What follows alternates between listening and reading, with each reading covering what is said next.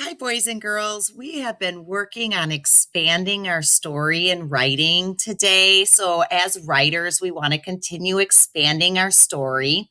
I am in our directions for the assignment. We're watching the mini lesson right now. And then I also want to have my notes open for my last 2 days, thinking about those. And I want to have my planning opened up. And then again, in your Google Drive, you want to have your document opened up. So instead of spending a long time on an additional mini lesson, I want to just review the two strategies we've used over the last 2 days for expanding our story. So with number 5, I was using the strategy of finding a picture. So I wanted to find a picture of a wild boar because I was describing the wild boar. So one strategy to write and to get a clearer picture in the reader's mind was to think of a picture. So I was using my wild boar. So I thought about it and said, the wild boar glares at the armadillo. I had gotten that from my planning page. It was right here. The wild boar glares at the armadillo. So I took and copied that first sentence because that was my transition into my next page. So the wild boar glares at the armadillo. And then I went and I looked at my picture. I thought, what else could I write about? Oh, I'm noticing the little beady eyes and the furry ears.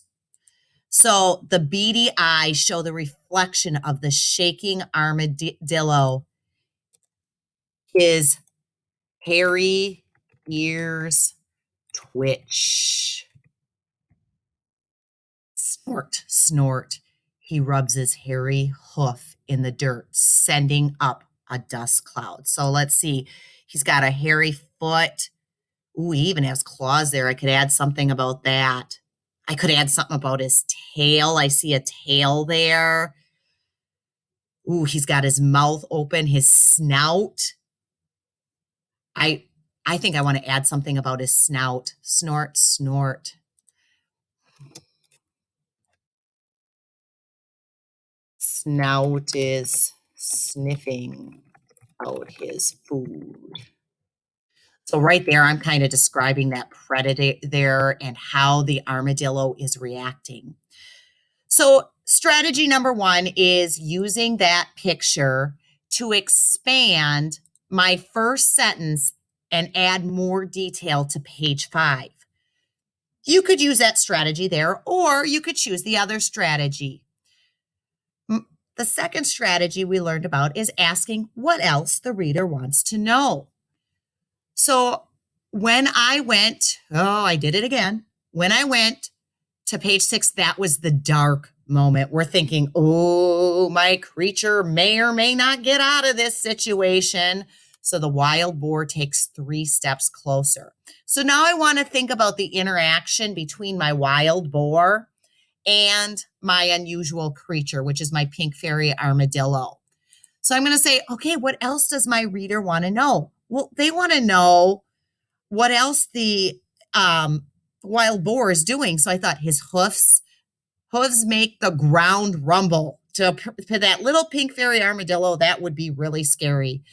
Pinky, which I named my armadillo, can feel the hot breath steaming in her eyes.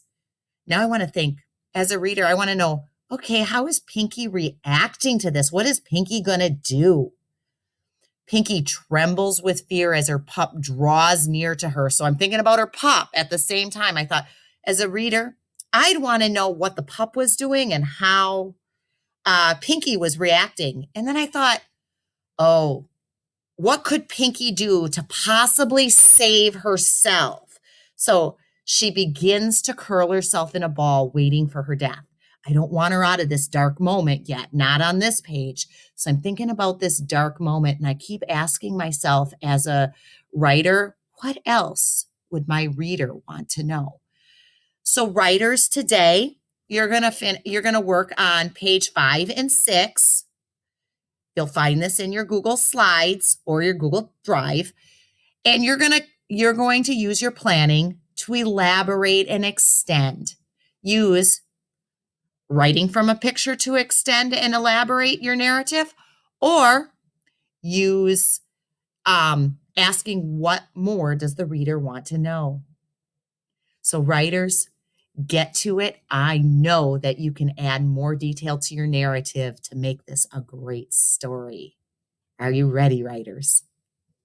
Off you go.